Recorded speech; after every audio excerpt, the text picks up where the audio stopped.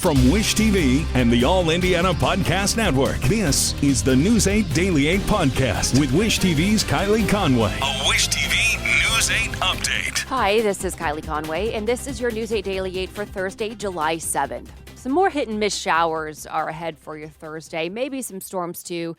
Definitely heat and humidity will stay in place. Some isolated strong to severe storms are possible from Lafayette Newcastle line south. Some damaging winds are the primary threat. Highs are going to top out in the low 90s. And the hot, dry conditions have 8 counties under a burn ban. The Indiana Department of Homeland Security added Benton County to the map. Already there, Perry, Posey, Scott, Spencer, Vanderburgh, Ward, and Washington counties. All bans are in place until conditions improve. And breaking international news this morning, British Prime Minister Boris Johnson announced his resignation. We did bring it to you live this morning on Daybreak on Wish TV. If you're watching, we streamed it on our multiple platforms as well.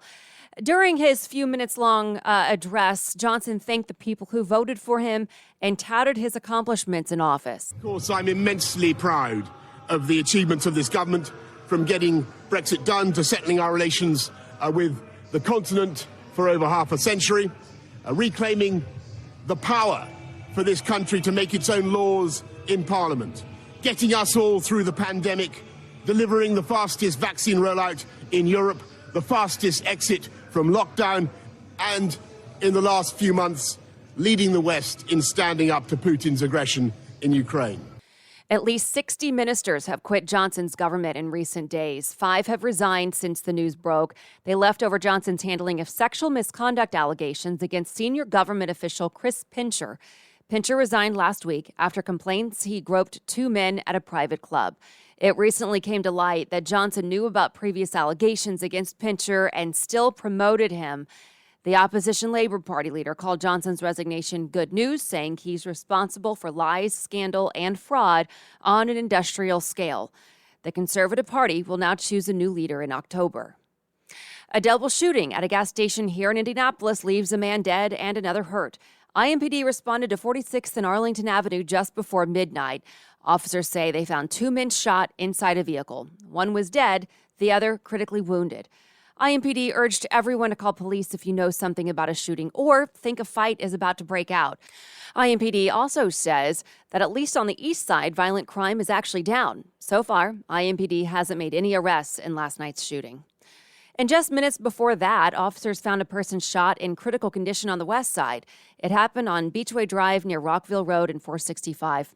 Police confirmed that the victim is a male but was unsure of his age. They say they have no information on a potential suspect. And a grassroots organization tells ITmate it's not going to give up on combating violent crime in Indianapolis. This after the city gave out millions of dollars to address gun violence.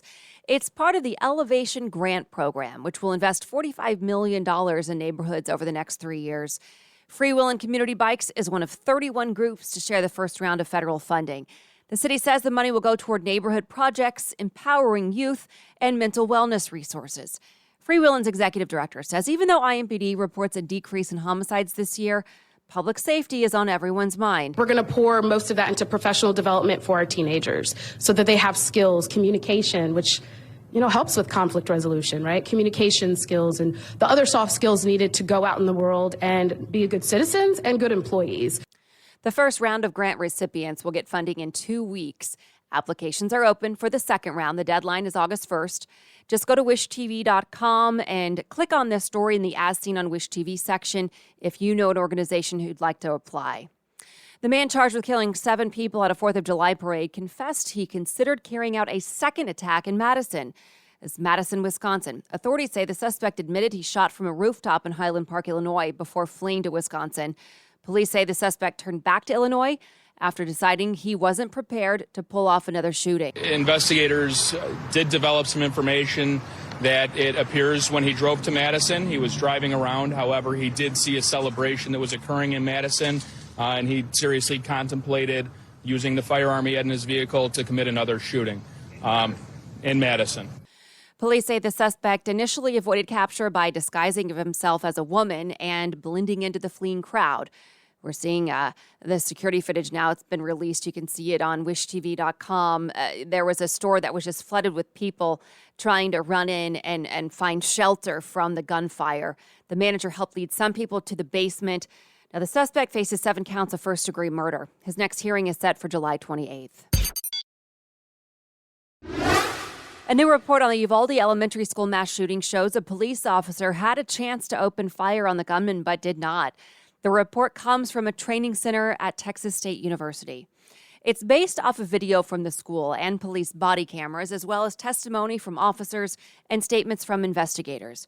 According to the report, an officer armed with a rifle watched the shooter walk toward the school campus but did not fire.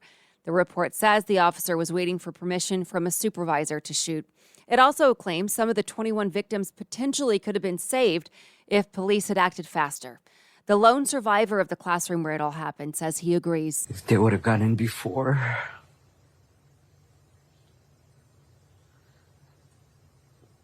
some of them probably would have made it. The findings also show none of the officers waiting in the hallway during the shooting ever tested the classroom door to see if it was locked. Protesters took to the State House steps to rally against the Supreme Court's abortion ruling. The protests lined up with what was supposed to be the start of Indiana's special legislative session. But Governor Eric Holcomb pushed that to the end of the month. The special session is now scheduled for July 25th and must be complete by August 14th. Lawmakers will use that time to discuss both abortion access and an inflation-fighting plan. To business headlines, the number of job openings slipped from a record high. Employers advertised fewer jobs in May amid signs that the economy is weakening, though the overall demand for workers remains strong. There are nearly 2 job openings for every unemployed person. A key commodities gauge has plummeted 40% since reaching an all-time high a month ago. Prices for everything from gasoline to wheat are slumping on concerns that a stagnating economy will hurt demand. TSA officers have stopped more than 3,000 firearms from passing through security checkpoints within the first 6 months of 2022. On average, agents have stopped 17 firearms at checkpoints each day. At this rate, gun confiscations at airports are set for a record high. Apple plans to release a new feature called Lockdown Mode this fall that aims to add a new layer of protection for human rights advocates, political dissidents, and other targets of sophisticated hacking attacks. The move comes after at least 2 Israeli firms have exploited laws in Apple's software to remotely break into iPhones without the target needing to click or tap anything. The S&P 500 posted its 3rd straight day of gains following the release of the June meeting minutes from the central bank, which indicated more interest rate hikes are on the way. And Target, Walmart, Best Buy, and others are planning their own sales days to compete with Amazon Prime Days. Target's deal days will run July 11th through 13th, Walmart's July 12th and 13th. New COVID-19 numbers from the state this morning show 20% of the people in Indiana sick with the virus right now have been infected before. The Department of Health is reporting more than 37,600 people in Indiana currently have the virus. More than 7,000 of those cases are reinfections. And the CDC is now confirming a total of 5 monkeypox cases in Indiana. The first case in the state was confirmed about 3 weeks ago. The virus has now been detected in 34 states across the country. According to the agency, there are 605 confirmed cases nationwide. A key member of the Trump White House has agreed to testify before the House committee investigating the U.S. Capitol insurrection. Lawmakers say former White House counsel Pat Cipollone will appear for a private, transcribed interview tomorrow. Cipollone was in the West Wing with the former president on January 6th. He was also present during many major meetings in the weeks leading up to the riots. Numerous officials say he helped prevent Trump from taking more legally questionable actions. A federal appeals court in New Orleans is considering the legality of the DACA program. Judges heard arguments yesterday. The program protects immigrants from deportation, immigrants who are brought to the U.S. illegally as children. Last July, a Texas judge ruled the program unlawful and blocked the government from issuing new applications. The Justice Department then filed notice to appeal. The suit filed by Texas and 6 other states claims DACA puts an undue burden on the states and was a federal overreach. It's unclear if the case will reach the U.S. Supreme Court.